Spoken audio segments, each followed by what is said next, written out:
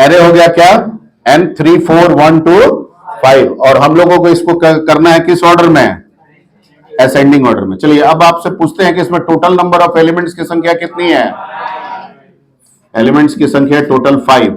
तो number of steps जो इसमें हम लोग फॉलो करेंगे वो कितना होगा, 5 - 1, यानी कि टोटल कितने होंगे, 4। तो शुरू किया जाए ड्राई रन। ओके, ये एरे आप लिख लीजिए, आप हमको बताइएगा, फिर आगे बढ़े। 3 4 1 2 5, 3 4 1 2 5। टोटल हमें कितने स्टेप्स फॉलो करने हैं, 4। सबसे पहले हम स्टेप 1 को फॉलो करेंगे। चलिए let's start step number 1।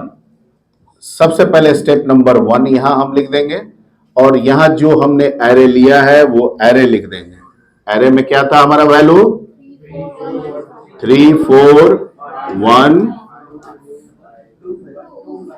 2 and 5। ठीक है, तो which one is the first one value, 3 is the first one value. ठीक है, ये सबसे पहले किससे कंपेयर करेगा, असेंडिंग ऑर्डर में करना है तो कंपैरिजन क्या होगा, ग्रेटर की लेस, ग्रेटर। ठीक है, तो क्या 3 is greater than 4, no. Next 3 is greater than 1, तो दोनों के बीच में क्या हो जाएगा, स्वैपिंग। तो यहां आ जाएगा 3 और यहां क्या आ जाएगा, 1। अभी भी बाकी है। ठीक है, 1 ग्रेटर देन 2, फॉल्स। ठीक है, एंड 1 ग्रेटर देन 5, फॉल्स। ठीक है, स्टेप 1 कंप्लीटेड। स्टेप 1 क्या हो गया, कंप्लीट हो गया। अब क्या करेंगे, जो कंप्लीट हुआ उसको स्टेप 2 में हम राइट डाउन कर देंगे।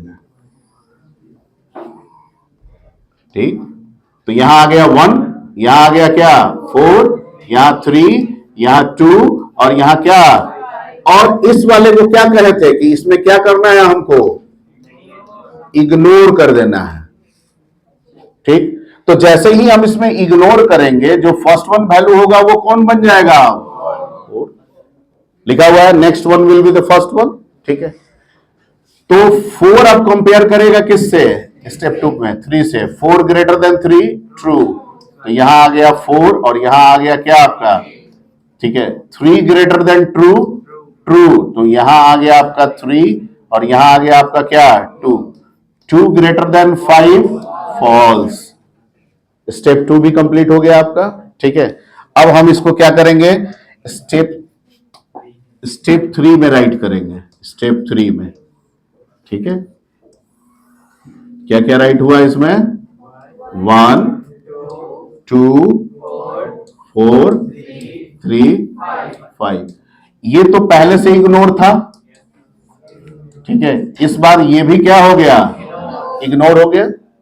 ठीक है, इसका मतलब है कि अब नेक्स्ट वन फर्स्ट वन बनेगा, यानी अब कौन बनेगा फर्स्ट वन, ये पोजीशन का वैल्यू। ठीक है, अब ये चेक करेगा किससे कि 4 ग्रेटर देन 3, ट्रू। तो क्या हुआ, यहां पे आ गया 4, यहां पे आ गया कितना, 3 ग्रेटर देन 5, फॉल्स।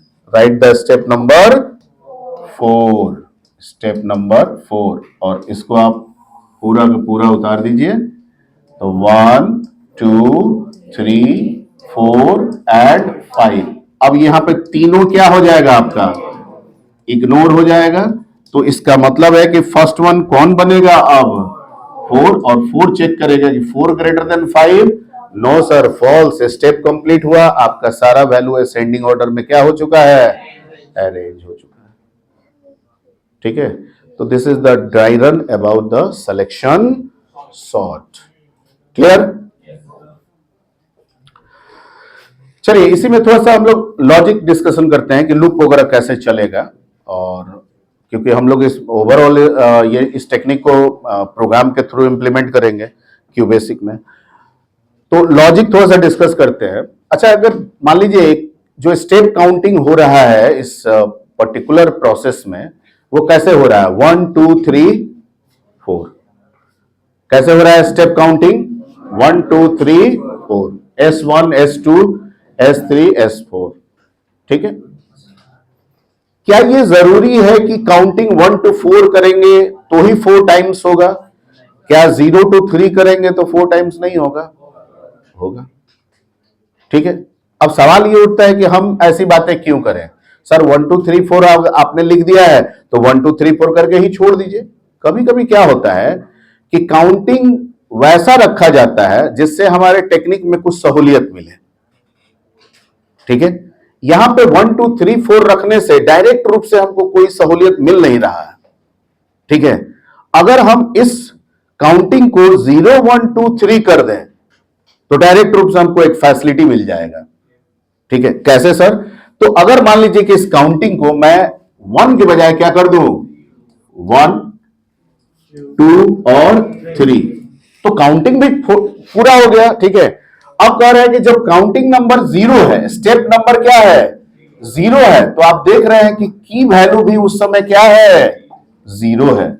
जिस समय ये 0 है उस समय की वैल्यू यानी फर्स्ट वन वैल्यू भी क्या है, 0 है। और जिस समय 1 है उस समय फर्स्ट वन वैल्यू क्या है, और जिस समय 2 है उस समय फर्स्ट वन वैल्यू का इंडेक्स पोजीशन क्या है, और जिस समय 3 है उस समय फर्स्ट वन का इंडेक्स पोजीशन क्या है। तो इससे तो दो काम हो गया ना, एक स्टेपिंग भी चल गया और दूसरा ठीक है, की वैल्यू यानी फर्स्ट वन वैल्यू का भी हमको पता चल गया कि यही वाला नंबर वाला जो होगा वो क्या होगा, इस स्टेप का फर्स्ट वन वैल्यू होगा।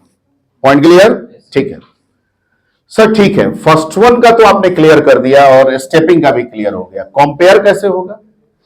तो ये आउटर लूप चलेगा, इसका लूप हम स्टेपिंग का जो चलाएंगे वो कौन सा लूप चलेगा, और एक हम इनर लूप इसमें चलाएंगे जो जे का होगा, जो कहेगा कि हम स्टार्ट होंगे कहां से, i+1 से, और चलेंगे लास्ट इंडेक्स दैट इज क्या, 4। 5 के केस में 4 ही होगा।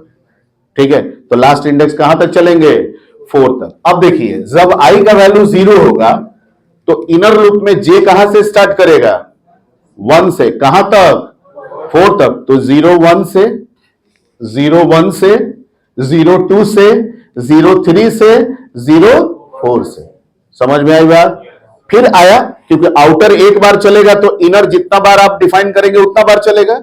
ठीक है, फिर आपका क्या हुआ, इनर कंप्लीट हो गया, तो इनर कंप्लीट होगा तो आउटर इंक्रीज करेगा, और आउटर जो 0 था वो कितना हो जाएगा, 1। अब 1 होगा तो फिर जे कहां से शुरू होगा, 2 से, कहां तक, तो 1 2 से, 1 3 से, 1 4 से। समझ में आ रही बात? ठीक है, अब इसका अगर हम लूप कंपोज करें तो कुछ इस तरीके से क्यू बेसिक में हम लिखेंगे, for i is equal to 5 के केस में 0 2 3, ठीक है, एंड 4 इसमें j को लिखेंगे i+1 2 last index that is 4, और इसमें हम किसको किसको कंपेयर करेंगे, तो ni के पोजीशन के वैल्यू को किससे, nj के पोजीशन से। और अगर ऐसा हुआ तो अंदर में हमको क्या करना है, स्वैप करना है। फिर यहां पे क्या लिखना है, इंडिफ, फिर क्या करना है, नेक्स्ट, फिर क्या करना है, नेक्स्ट। ये आपका बेसिक क्या हो गया, सॉर्टिंग का लूप हो गया। बस यही उठा के हमको प्रोग्राम में डाल देना है। ठीक है, हमारा एरे जो है वो क्या हो जाएगा, सॉर्ट हो जाएगा। क्लियर? असेंडिंग करना है ग्रेटर, डिसेंडिंग करना हो तो लेस। ठीक है, अगर यही प्रोग्राम डिसेंडिंग ऑर्डर के लिए बनाना हो तो सिंपली आपको क्या कर देना है, इसको घुमा देना है। क्लियर? तो इसको राइट कर लीजिए। ओके, तो 3 है, 5 के केस में यहां 3, यहां 4, 10 के केस में यहां 8, यहां 9, n के केस में यहां n-2, n-1 बस। ठीक है, so let's write the program of sorting. चलिए सबसे पहले लिखते हैं CLS। ठीक है, उसके बाद हम लोग एक एरे ले लेते हैं डिम n%, कितने साइज का, 9। 9 इज द लास्ट इंडेक्स, तो इसका मतलब है टोटल एलिमेंट्स की संख्या कितनी हो गई, 10।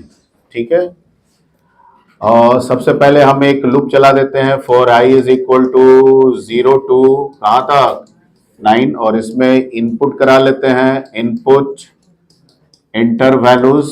आप रैंडमली वैल्यूज इसमें इंटर कर लेंगे। ठीक है, और यहां पे हम क्या लिख देते हैं, ni, यहां पे क्या हो जाएगा, नेक्स्ट। ठीक है, क्लियर? आपका रैंडम वैल्यूज इनपुट हो गया। अब इसको हमको असेंडिंग ऑर्डर में अरेंज करना है, तो बस वही जो लूप आपको लिखवाए थे, ठीक है, for i is equal to 0 to कहां तक चलेगा इसमें, 7 8, और इसके अंदर for j is equal to i plus 1 to कहां तक चलेगा, लास्ट इंडेक्स दैट इज 9, और इसमें हम लोग क्या लिखेंगे, if N I greater than किससे, एन जे, देन, ठीक है, एक टी ले लेंगे, T is equal to N I is equal to N J, and N J is equal to T, और यहां इफ का क्लोजिंग क्या करेंगे, एंड इफ, फॉर का क्लोजिंग नेक्स्ट, और आउटर फ्लो फॉर के क्लोजिंग नेक्स्ट। आपका जो एरे है वो सॉर्टेड हो चुका है। अब आप इसको डिस्प्ले कर देंगे कैसे, तो सर फिर से एक लूप चलाएंगे, for I is equal to 0 to कहां तक, 9 तक, और इसके अंदर क्या लिख देंगे, प्रिंट, और इसमें हम लोग क्या चला देंगे, एन आई नेक्स्ट, ठीक है, प्रोग्राम कंप्लीटेड। ठीक है, एक्चुअली प्री डिफाइंड फंक्शन होता है इसमें स्वैप, वो डिपेंड करता है आपके वर्जन पे।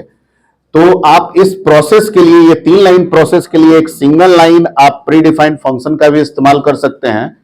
तो आप पहले चेक कर लीजिएगा कि आपके वर्जन में वो सपोर्ट कर रहा है कि नहीं। ठीक है, आप सीधे ऐसे भी लिख दीजिएगा तो वो क्या कर देगा,